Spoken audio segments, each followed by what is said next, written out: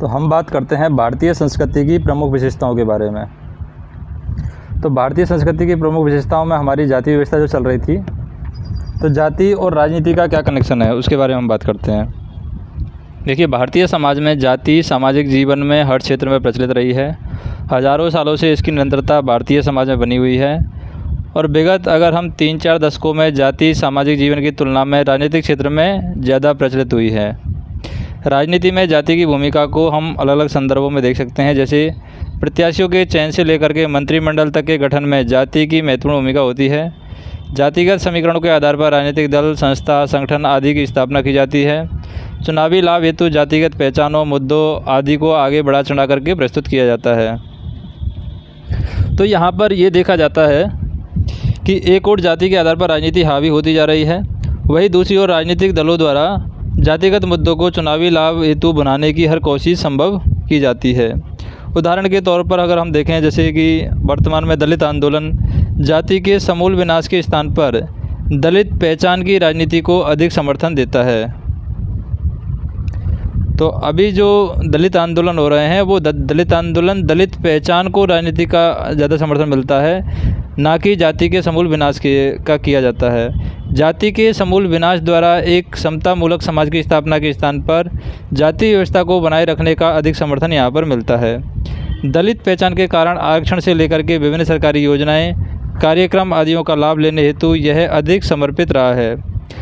यहाँ पर बात की जाती है कि दलित आंदोलन के मसीहा डॉक्टर भीमराव अंबेडकर के द्वारा दलितों के उत्थान हेतु जाति व्यवस्था के समूल विनाश की बात कही गई थी। परंपरागत समाज की विशेषताओं की अगर बात करें, भारतीय संस्कृति में जैसे विवाह एक धार्मिक संस्कार के रूप में भारतीय संस्कृति में होता है। भारतीय संस्कृति में विवाह का गहरा आध्यात्मिक और सांस्कृतिक महत्व है, जिसे केवल व्यक्तियों के अलावा दो परिवारों के बीच एक पवित्र मिलन के रूप में देखा जाता है। विवाह जहां परिवार, जाति, समुदाय, कुंडली जैसे कारकों के आधार पर भागीदारों को चुनने में महत्वपूर्ण भूमिका निभाते हैं। विवाह अनुष्ठानों में कई दिनों यहाँ तक कि हफ्तों तक चलने वाले कई समारोह शामिल होते हैं, जिनमें से प्रत्येक का प्रतीकात्मक अर्थ होता है। निर्णय लेने की प्रक्रिया में बुजुर्गों और परिवार के सदस्यों की केंद्रीय भूमिका होती है, जो समाज के सामूहिक प्रकृति को दर्शाती हैं। विवाह परिवारों को जोड़कर सामुदायिक संबंधों और साझा जिम्मेदारियों को बढ़ावा देकर के सामाजिक बंधन को मजबूत करते हैं। अनुष्ठान और रीति रिवाज अलग अलग क्षेत्रों और धर्मों में भिन्न भिन्न होते हैं, जो भारत के विविध सांस्कृतिक परिदृश्य को प्रदर्शित करते हैं। हालांकि वर्तमान में विवाह एक धार्मिक अनुष्ठान की बजाय एक समझौते के रूप में देखा जाने लगा है। यही कारण है कि समाज में विवाह विच्छेद का प्रचलन है वो बढ़ रहा है। अगर संयुक्त परिवार की व्यवस्था की बात करें, तो भारतीय संस्कृति में संयुक्त परिवार की व्यवस्था आदिकाल से विद्यमान रही है, जिसके आधार पर परिवारों को कई रूप में वर्गीकृत करके देखा जाता है। जैसे परिवार के प्रकार की बात करें, परिवार की संख्या के आधार पर, वंश के आधार पर और सत्ता के आधार पर। परिवार की संख्या के आधार पर आपके नाभिक परिवार होते हैं। माता पिता और अविवाहित बच्चों से बना परिवार है, उसे नाभिक परिवार कहते हैं। संयुक्त परिवार जिसमें 3 या 3 से अधिक पीढ़ी के लोग एक ही छत के नीचे निवास करते हैं, जिनकी साझी रसोई, साझी संपत्ति हो, संयुक्त परिवार कहलाता है। और विस्तृत परिवार वो होता है परिवार का ऐसा रूप जिसमें बहुत सारे सदस्यों की उपस्थिति हो, जिसमें माता और पिता के पक्ष के लोग एक साथ मिलकर के निवास करते हैं, उसको हम विस्तृत परिवार कहते हैं। वंश क्रम के आधार पर बात करें, जैसे मातृवंशीय परिवार होता है परिवार का ऐसा स्वरूप जिसमें वंश क्रम, संपत्ति, उत्तराधिकार आदि का निर्धारण माता के पक्ष से होता है, वो मातृवंशीय परिवार होता है। एक पितृवंशीय परिवार होता है परिवार का ऐसा स्वरूप जिसमें वंश क्रम, संपत्ति, उत्तराधिकार आदि का निर्धारण पिता के पक्ष से होता है, वो पितृवंशीय परिवार होता है। और पितृसत्तात्मक परिवार ऐसा परिवार जिसमें निर्णय प्रक्रिया पुरुषों के हाथों में केंद्रित होती है। और एक होती है मातृसत्तात्मक परिवार, ऐसा परिवार जिसमें निर्णय प्रक्रिया महिलाओं के हाथों में केंद्रित होती है, वो मातृसत्तात्मक परिवार होता है। अब संयुक्त परिवार की बात करें, तो विशेषताओं की बात करें, संयुक्त परिवार में सदस्यों के मध्य भावनात्मक संबंधों की प्रधानता पाई जाती है। परिवार का बड़ा आकार होता है, साझी संपत्ति, साझी रसोई, साझा मूल्य, धार्मिक विचार उनकी एक विशिष्ट विशेषता होती है। अधिकांश पितृसत्तात्मक परिवार संयुक्त परिवार का उदाहरण होते हैं। गुण दोषों की अगर बात करें, संयुक्त परिवारों में संतानों का लालन पालन है वो सरल हो जाता है। संयुक्त परिवार में सदस्यों के मध्य जो भावनात्मक लगाव है वो ज़्यादा पाया जाता है। संयुक्त परिवार में संस्कृति, परंपरा, प्रथा, धार्मिक गतिविधियों को संरक्षण मिलता है। संयुक्त परिवार अपने सदस्यों को सामाजिक और आर्थिक सुरक्षा प्रदान करता है। संयुक्त परिवार संकट की स्थिति में अत्यंत सहायक होता है। संयुक्त परिवार सुदृढ़ व्यक्तित्व के निर्माण में सहायक होता है। संयुक्त परिवार में सामाजिक जीवन में सामंजस्य की दृष्टि से संयुक्त परिवार उपयोगी होते हैं। संयुक्त परिवार महिलाओं को आर्थिक और सामाजिक शिक्षा प्रदान करने में सहायक होते हैं। संयुक्त परिवार व्यवस्था को वृद्धों के शरणास्थल के रूप में देखा जाता है। हानि की बात करें, दोष और हानि की बात करें तो संयुक्त परिवार व्यवस्था में निजता का अभाव होता है। संयुक्त परिवार में संपत्ति संबंधित विवादों की अधिकता पाई जाती है। संयुक्त परिवार में महिलाओं की अपेक्षाकृत दयनीय स्थिति पाई जाती है। संयुक्त परिवार में सामान्यतः मुखिया की तानाशाही देखी जाती है। संयुक्त परिवार में कलहपूर्ण वातावरण पाया जाता है। संयुक्त परिवार में सदस्यों में रूढ़िवादी प्रकृति का विकास होता है और संयुक्त परिवार में जो लैंगिक भेदभाव की उपस्थिति है वो भी यहाँ पर पाई जाती है। जैसे भारतीय संस्कृति की विशेषताओं में हमने देखा संयुक्त परिवार व्यवस्था, तो संयुक्त परिवार व्यवस्था में अब परिवर्तन आ रहा है। कैसे परिवर्तन आ रहा है? परिवार के सदस्यों के मध्य भावनात्मक लगाव में कमी आई है। मुखिया की सतह में गिरावट का अनुभव किया जा रहा है। परिवार का नेतृत्व युवाओं के हाथों में केंद्रित होने लगा है। महिलाओं की पारिवारिक स्थिति में सुधार देखा गया है। ग्रामीण क्षेत्र में भी संयुक्त परिवार के स्थान पर नाभिक परिवार का प्रचलन बढ़ा है। संयुक्त परिवार के महत्व में गिरावट हुई है और आधुनिकीकरण की प्रक्रिया संचालित हुई है।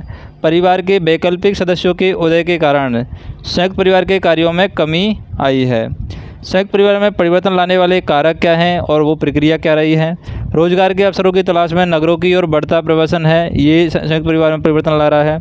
बच्चों की शिक्षा हेतु नगरीय क्षेत्र की ओर पलायन करना, आधुनिक जीवन शैली के प्रति आकर्षण की भावना होना, सामाजिक नैतिकता में गिरावट आई है। व्यक्तिवाद, उपभोक्तावाद और भौतिकवादी मूल्यों को प्रधानता दी गई है। महिलाओं की सामाजिक आर्थिक स्थिति में परिवर्तन आया है। समाज के स्तर पर धर्म के प्रभाव में कमी आई है और आधुनिक संरचना सुविधाओं को ग्रामीण क्षेत्र में अनुपलब्धता हुई है। प्रक्रियाओं की बात करें तो संपूर्ण प्रक्रियाओं ने संयुक्त परिवार में परिवर्तन लाने में बहुत सारी भूमिकाएं निभाई हैं। जैसे कि नगरीकरण से संयुक्त परिवार में परिवर्तन हुआ है, औद्योगिकरण से परिवर्तन हुआ है, पश्चिमीकरण से परिवर्तन हुआ है, आधुनिकीकरण से परिवर्तन हुआ है, वैश्वीकरण से परिवर्तन हुआ है। संयुक्त परिवार का भविष्य, महत्व और प्रासंगिकता की बात करें तो विगत 3-4 दशकों में संयुक्त परिवार के स्थान पर नाभिक परिवार का प्रचलन है। नगरीय क्षेत्र के साथ साथ ग्रामीण क्षेत्र में भी बढ़ा है। रोजगार के अवसरों की तलाश, बेहतर जीवन शैली, शिक्षा, स्वास्थ्य और आर्थिक विकास हेतु ग्रामीण क्षेत्र से नगरीय क्षेत्र की ओर प्रवासन अधिक होने के कारण संयुक्त परिवार की संरचना में व्यापक परिवर्तन आया है और ऐसी संभावना व्यक्त की जा रही है कि संयुक्त परिवार का पतन निकट भविष्य में हो जाएगा। संयुक्त परिवार की संरचना को प्रभावित करने में आर्थिक कारकों की महत्वपूर्ण भूमिका अवश्य रही है, लेकिन भारतीय समाज में यह अभी भी सामाजिक मूल्य की अभिव्यक्ति के रूप में बना हुआ है। भारतीय नाभिक परिवार पश्चिम नाभिक परिवारों से अलग है। एक तरह से वह संयुक्त परिवार का बदला हुआ स्वरूप है। भारतीय नाभिक परिवार तमाम व्यस्तताओं के बावजूद भी अपने मूल परिवार से संयुक्त की भावना के आधार पर वर्तमान में जुड़ा हुआ है। अतः भारतीय समाज में इसकी उपस्थिति सदैव बनी रहेगी, भले ही इसके स्वरूप में और परिवर्तन क्यों ना हो जाए। परंपरागत भारतीय समाज की विशेषताओं की बात करें तो परंपरागत धार्मिक, दार्शनिक, सांस्कृतिक आधारों की उपस्थिति होती है। जैसे पुरुषार्थ, आश्रम व्यवस्था, कर्म नियम, आत्मा की अमरता, संस्कार, ऋण और यज्ञ की अवधारणा। पुरुषार्थ में आपका जाता है व्यक्ति के जीवन में निर्धारित लक्ष्य, उद्देश्य और ध्येय को पुरुषार्थ की संख्या दी गई है। भारतीय संस्कृति में 4 पुरुषार्थ की बात की गई है, जिसमें धर्म, अर्थ, काम और मोक्ष है। धर्म का मतलब होता है सामाजिक नैतिकता पर आधारित कर्तव्य पालन की संकल्पना रखी जाए। अर्थ का मतलब होता है जीवन के निर्वाह हेतु धन की प्राप्ति इसमें शामिल है। काम का मतलब होता है इंद्रिय सुख सुविधाओं को इसमें समावेश किया जाए। मोक्ष का मतलब होता है जीवन का सर्वोच्च लक्ष्य मोक्ष माना गया है। पुरुषार्थ के अंतर्गत मानव जीवन का अंतिम लक्ष्य मोक्ष माना गया है और इसके आधार पर धर्म, अर्थ और काम का स्थान होता है।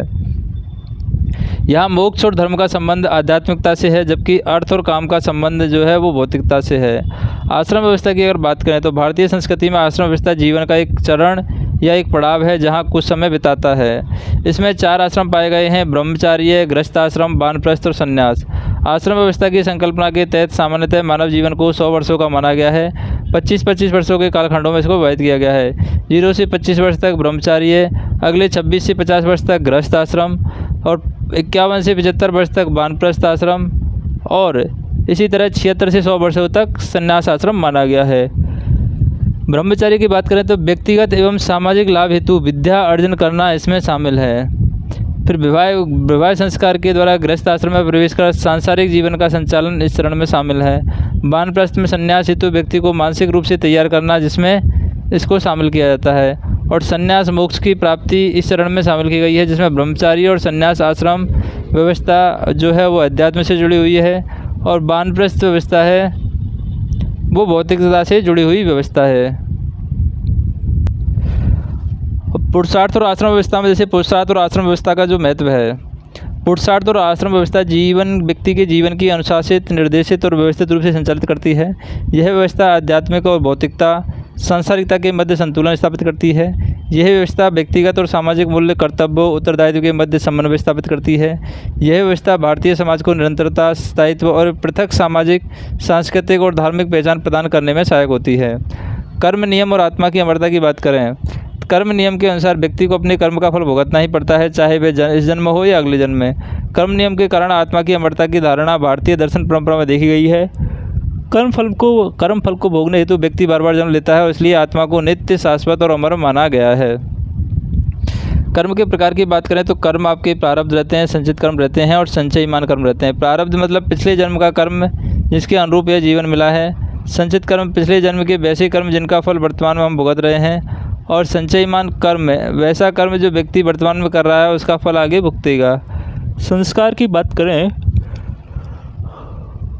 तो संस्कार का जो शाब्दिक अर्थ होता है परिष्करण या शुद्धिकरण।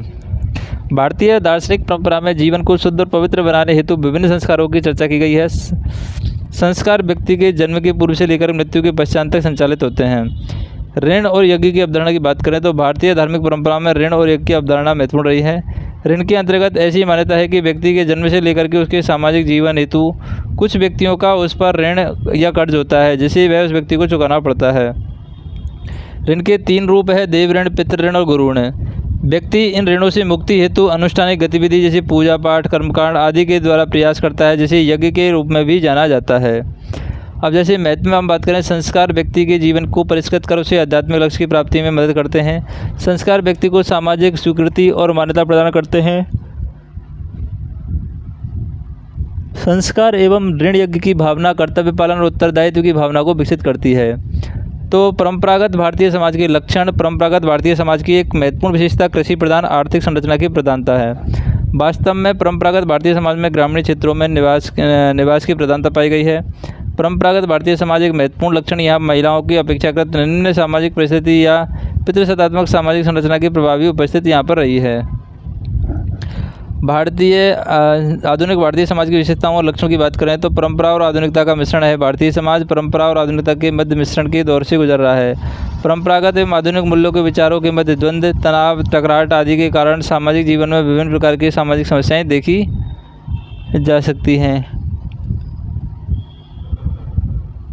परंपरा सदियों से हमारे समाज में प्रचलित रही है। इसमें धर्म की प्रधानता, परलौकिकता, सामूहिकता, स्थानीयता आदि के बल पर दिया गया है, जबकि आधुनिकता से में तर्क और बुद्धि और विचार की प्रधानता, सार्वभौमिकता और व्यक्तिवादी और धर्मनिरपेक्ष जैसे तत्वों की उपस्थिति होती है। भारतीय समाज में परंपरा और आधुनिकता के मिश्रण को निम्न रूपों से समझ सकते हैं, जैसे परंपरागत त्योहारों, उत्सवों को आधुनिक तकनीकी उपकरण की मदद से मनाया जाना, समानता पर आधारित विचारधारा की उपस्थिति के साथ साथ जातिगत भेदभाव का प्रचलन भी है। लैंगिक समानता, महिला सशक्तिकरण संबंधित विचारधारा के साथ साथ महिलाओं के प्रति भेदभाव व्याप्त होता है। आधुनिक मशीनें, तकनीक के प्रयोग से कृषि कार्य या फसल की कटाई के परंपरागत त्यौहार मनाए जाते हैं। जाति के स्थान पर वर्ग आधारित समाज की प्रधानता होनी चाहिए। समकालीन भारतीय समाज में पहले की तुलना में जाति के महत्व और प्रभाव में व्यापक कमी आई है। लोकतांत्रिक राजनीतिक प्रणाली, विधि के शासन, संवैधानिक व्यवस्था, शिक्षा, ज्ञान, जागरूकता आदि के स्तर में वृद्धि के कारण पहले की तुलना में जातिगत मनोवृत्तियाँ, मानसिकता आदि में काफ़ी बदलाव आया है। मूलतः एक धार्मिक संकल्पना या अवधारणा है जिसमें आय के स्तर में भिन्नता के आधार पर समाज को उच्च, मध्यम और निम्न वर्ग में विभाजित किया जाता है। अब बहुलवादी या बहुसांस्कृतिक समाज की बात करें तो भारतीय समाज एक बहुसांस्कृतिक समाज का उदाहरण है, जहां विभिन्न संस्कृतियों की उपस्थिति देखी जा सकती है। बहुसंस्कृतिवादी का आशय है विभिन्न संस्कृतियों के साथ साथ उपस्थिति या उसके प्रति सम्मान की भावना व्यक्त करना। किसी भी संस्कृति को श्रेष्ठ और निम्नलिखित विचारों के आधार पर देखा जाना चाहिए। बहुसंस्कृतिवाद में अल्पसंख्यकों और बहुसंख्यक संस्कृति के मध्य विषय अंतर होता है। ऐसा सामान्य अन्य संस्कृतियों के प्रति उदार, संयोगात्मक और सहिष्णु होता है। यहाँ संस्कृतियों के मध्य टकराहट की स्थिति बहुत कम देखी जाती है। वही बहुलवाद का आशय सांस्कृतिक जीवन में विभिन्न प्रकार की विचारधाराओं, मूल संस्कृति आदि की उपस्थिति नजर आया है। और बहुलवादी यद्यपि विचारों के मध्य पर विविधता को स्वीकार करता है, परंतु इसमें अल्पसंख्यक संस्कृति विचारधारा की तुलना में बहुसंख्यक संस्कृति विचारधारा को वरीयता यहाँ पर दी गई है। तो बाकी ऑडियो सीरीज़ है वो हम नेक्स्ट वीडियो में देखेंगे। आपको ये ऑडियो सीरीज़ कैसी लगी कमेंट करके बताना। धन्यवाद।